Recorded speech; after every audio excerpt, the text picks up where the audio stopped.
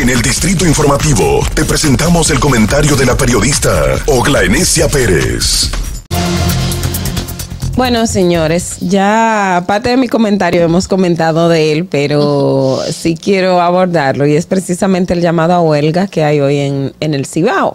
Y yo quiero verlo, o sea, ya como bien planteaba Natalie, hay opiniones a favor y hay opiniones en contra de todo lo que es este llamado que estará por 2 días, o sea, hoy y mañana.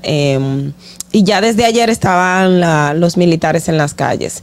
Esto es más, es un llamado a ambas partes. Ambas partes, una, el Estado, el gobierno como tal, porque independientemente de, ustedes saben que el derecho a huelga es un derecho constitucional y las huelgas siempre, yo soy de las que siempre las defenderé porque es un mecanismo que se da dentro de la democracia.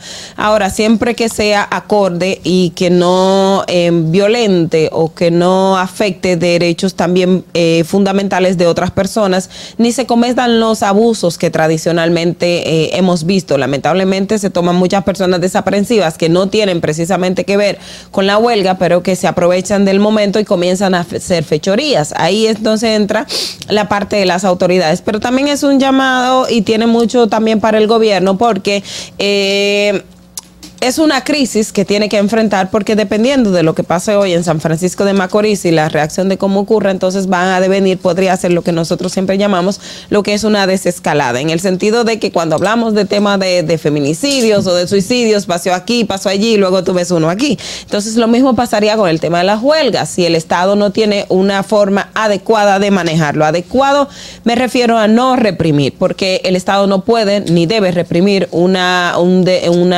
proceso como este, sino garantizar y darle el control propio en circunstancias como esa. Pero también es ver cómo va a manejar la situación. Definitivamente los pronósticos internacionales y también los locales nos indican que las cosas no van a bajar de precio, lamentablemente. Los combustibles en estos momentos no pueden bajar de precio por una situación en el mercado internacional y también como consecuencia de la crisis del COVID-19. O sea, nosotros no podemos creer que ya los 2 años de pandemia que hemos vivido encerrado y que las economías han estado haciendo malabares, lo vamos a superar en menos de 2 meses, que República Dominicana declaró que estamos libres de COVID por el tema de que no tenemos casos positivos de COVID, pero los efectos de lo que fue la pandemia, pues apenas ahora es que vamos a empezar a tenerlo. Entonces, es en esa línea de cómo manejarse con esta población que está sufriendo, pero que esos efectos lamentablemente, por más que nosotros querramos que se apalien un poquito,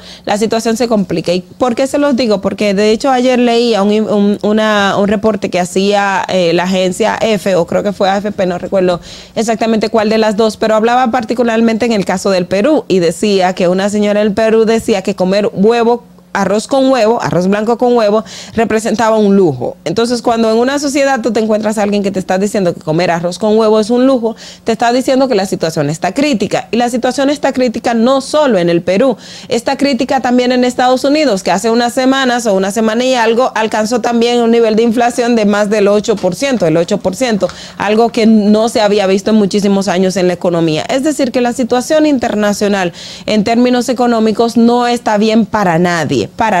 Y los actores, específicamente quienes están llamados para las movilizaciones sociales, tienen que tener esto muy en cuenta. O sea, hay reivindicaciones que usted está pidiendo en estos momentos que el gobierno hemos visto que está haciendo los esfuerzos para un poco paliarlo, pero lamentablemente bajar los precios de los combustibles es completamente imposible. Igual el tema de la canasta familiar, que los precios están subiendo porque, de hecho lo decía la FAO la semana pasada, que República Dominicana la inflación y el aumento de los precios va a continuar porque nosotros dependemos mucho de la importación. Entonces ahí el gobierno también va a tener que hacer una parte con relación a cómo vamos a manejar, y lo que siempre he dicho, yo siempre he dicho, el tema del consumo local, la producción local, mayor inyección a la producción local es una forma de incentivar y movilizar más la economía. Entonces ahí van a tener que sentarse a la mesa a determinar qué va a pasar.